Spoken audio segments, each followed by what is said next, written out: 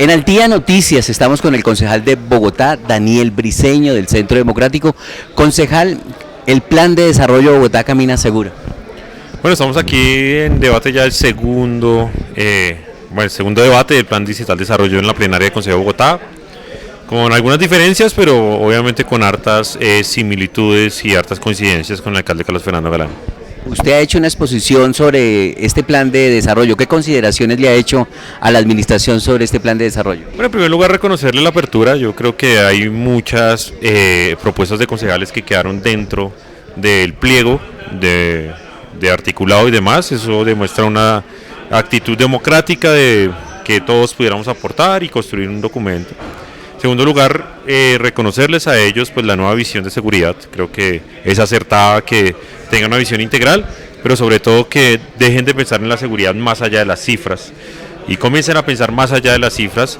Y si la gente se percibe que hay inseguridad, pues entender que eso también es inseguridad. No es únicamente que vayan homicidios, hurtos y demás, que es importante, sino tiene que ver con toda la integralidad de la ciudad como tal. Reconocer todo el enfoque nuevo en materia de habitabilidad en calle, el nuevo enfoque en materia de Bogotá sin hambre, la nueva sinergia entre sector público y privado para llevar adelante y sacar muchas personas que se encuentran en grave estado de vulnerabilidad, reconocerlo, el sistema de educación planteado y demás. Pero eso sí, oponernos férreamente a lo que hemos dicho acá y son los impuestos. Nosotros no creemos que haya una coincidencia o que se pueda decir que usted va a reactivar una ciudad cuando usted le está clavando nuevos impuestos, ni más cuando el país se encuentra en una grave crisis financiera, cuando seguramente vendrá una segunda reforma tributaria desde el gobierno nacional, cuando nos encontramos con algunos sectores, como por ejemplo el de los restaurantes que han vivido una, dos, y con este impuesto podría ser su tercera pandemia, el del alumbrado público me refiero. Entonces yo creo que ahí la administración sí se está equivocando. Sabemos que hay problemas financieros, pero se podría haber solventado con alguna otra forma o fuente de financiación, como por ejemplo el cupo de endeudamiento. Bueno, ya se hundió la sobretasa al parqueadero público. Afortunadamente, pues después de insistir y demás, hubo un acuerdo entre la comisión y logramos hundirla. Pendiente la tasa bomberil y el alumbrado público. Claro, aquí esto es el más grave, es el alumbrado público, porque lo que hace es que impacta directamente las finanzas de los sectores, tanto comerciales como residenciales de estrato 4, 5 y 6, que no son ricos. Eso hay que tenerlo claro, porque si aquí nos quieren vender que una persona de estrato 4 es un mega rico, cuando es una persona que vive a fugia, hace endeudamiento, paga colegios, trabaja y demás, y eso ahí la administración se está descachando al decir que, mejor dicho, son personas supremamente privilegiadas, y esto es totalmente falso. Pero que sería temporal ese impuesto. Lo que se dice es que sería durante estos 4 años, pero igual, es un golpe. Es un golpe muy fuerte porque es que el impuesto llega en un momento en que, por ejemplo, el sector productivo está tratando de reactivarse. No hay reactivación pues con impuestos, la reactivación realmente es con impulso. Usted no puede poner más barreras de las que ya tiene el país en estos momentos. Colombia es un país supremamente tributarista, lleno pues obviamente de impuestos a nivel nacional, a nivel local y demás. Pero bueno, lastimosamente pues la administración sigue insistiendo y ya dependerá de la plenaria del Consejo qué decisión toma. ¿Es un plan de desarrollo desfinanciado? Es un plan de desarrollo hoy con lo que está ahí, tiene financiación la mayoría de cosas, pero tiene algunos retos en este momento para conseguir algunos recursos. Por ejemplo, un cupo de endeudamiento de 8.2, 8.3 billones que se ha anunciado que viene en segundo semestre al Consejo de Bogotá. Depende mucho de acuerdos de pago y demás que se hagan con algunos deudores de impuestos en el distrito. Y lastimosamente, lo tengo que decir, lastimosamente dependemos de algunos recursos que nos tenga que dar el gobierno nacional. ¿Y por qué lastimosamente?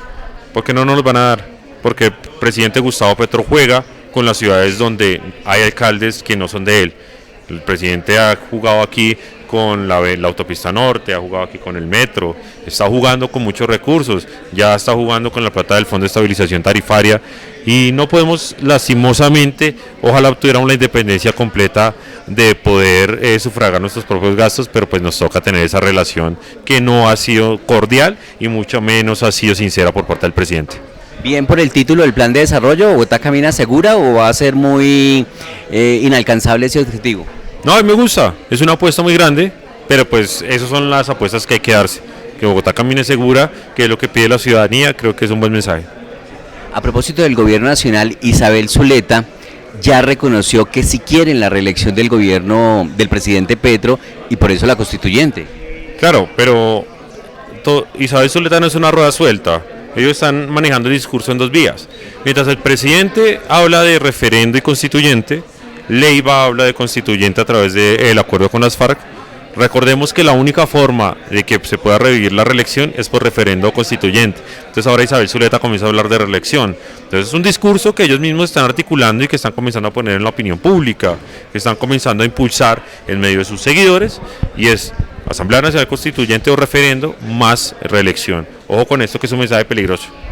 Pero de allí a que ellos lo quieran, no quiere decir que lo van a poder hacer, porque primero, según el presidente Juan Manuel Santos y Humberto de la Calle, del acuerdo con las FARC no se desprende una constituyente, tendría que ser que lo convoque el Congreso y el Congreso seguramente no lo va a hacer. No, obviamente, si fuéramos a convocar una Asamblea Nacional Constituyente por las vías constitucionales sería imposible, rápidamente. Tendríamos que aprobar una ley en el Congreso, es decir, tendríamos que radicarla el 20 de julio que viene, estaría aprobada por allá hacia mayo del otro año, de ahí tendría que ir a sanción presidencial, Corte Constitucional, después tendrían que obtener, ojo, 11.9 millones de votos de gente diciendo que sí convoquen, tendríamos que ir a elecciones a que se elijan pues los constituyentes. Eso nos tiraríamos en el mejor de los momentos, si tuviera el presidente las mayorías en el Congreso, que no las tiene, unos 2 años, 3 meses, según el cálculo. Entonces no estamos para eso. Pero es evidente que el presidente está buscando una forma extraconstitucional para tener una Asamblea Nacional Constituyente. Y recordemos que de eso tenemos un antecedente, y es que la Constitución de 1886 no tenía como tal una fórmula de constituyente, y la forma en cómo nació la Constitución del 91 fue mediante una fórmula extraconstitucional, que creo que es lo que está intentando en este momento ese gobierno, y para eso lo tratan de ligar al Acuerdo de La Habana. Pero recordemos que ayer mismo también se firmó el punto 1 del proceso de paz con el ELN, que tiene que ver con participación de la sociedad civil, pero ojo, que ya hay alerta sobre eso, sociedad civil, participación y aportes que, según lo que se ha dicho allá en la mesa, es que esos aportes van a ser de carácter vinculante, lo cual comienza a ser grave desde ya.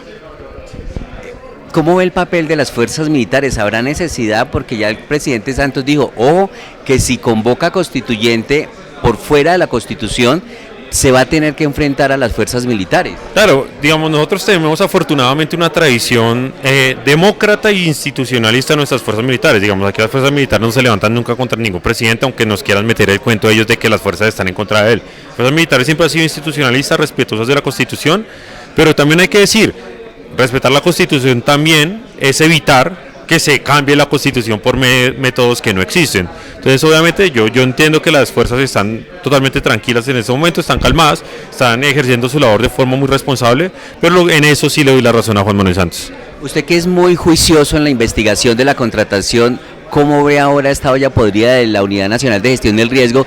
Y si eso mismo podría estar pasando en otras entidades del gobierno nacional. Yo te digo, la Unidad Nacional de Gestión del Riesgo es únicamente la punta del iceberg, porque lo que ha pasado aquí es que sí hubo un mecanismo que cada vez queda más en evidencia para comprar congresistas y para favorecer amigos del gobierno durante las elecciones regionales.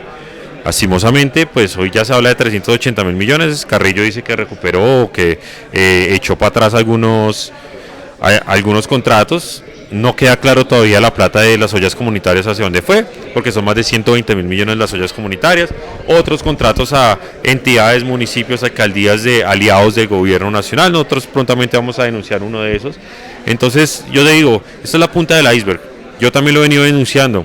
Hay una repartición de recursos a la brava y a mansalva, por ejemplo, en los operadores logísticos. Se están pagando marchas, se está repartiendo plata en efectivo, están haciendo una cantidad de cosas que en algún momento, cuando sumemos todas las entidades, nos vamos a dar cuenta que la corrupción es la regla general del gobierno. Y lo del Consejo Nacional Electoral, la financiación irregular, ¿eso sí irá a llegar a algún puerto, a algún destino? Pues lo que el Consejo Nacional Electoral va a aprobar es que hubo un rompimiento de topes. El presidente excedió los topes en más de 5.000 millones, que ya no es un misterio, ya no es un secreto para nadie. Aquí se demostró cómo los 70.000 testigos electorales existieron y no se reportaron, como la plata de FECODE. Eso no hace parte de la campaña, dice el presidente. No, claro que hace parte de la campaña. La campaña termina en el momento en que terminan las elecciones. O sea, entonces Porque ahora si aceptamos esa teoría, entonces ni siquiera el Movistar Arena donde celebraron hace parte de la campaña. Obviamente hace parte de la campaña. O sea, a mí como candidato, si yo hago algún evento o algo el día de elecciones, pues hace parte de la campaña, hay que reportarlo. Claro, el presidente comienza a tratar de quitar gastos, pero sí hace parte de la campaña. Aquí a lo sumo sancionarán al gerente de la campaña y ya, ahí para todo. Pero es un antecedente que, ojo, daría a la aplicación del artículo 109. Recuerda que el artículo 109, que es una modificación reciente en la Constitución, dice que aquella persona que exceda los límites de campaña, rompa los topes, pues pierde la investidura. Por eso a Santos no se le aplicaron porque no estaba vigente ese artículo. Sí estaba vigente, pero lo que pasó con Santos es que creo que lo que pasó con Santos fue que se comprobó el ingreso de plata de Odebrecht de forma que no había sido reportada, pero nunca se dio como tal el rompimiento del tope. O sea, hubo recursos sin responder, sin reportar, pero le había quedado un margen y un espacio. Concejal, muy amable, gracias. A ustedes, que Dios los bendiga. Es el concejal Daniel Briceño del Centro Democrático en Al Día Noticias.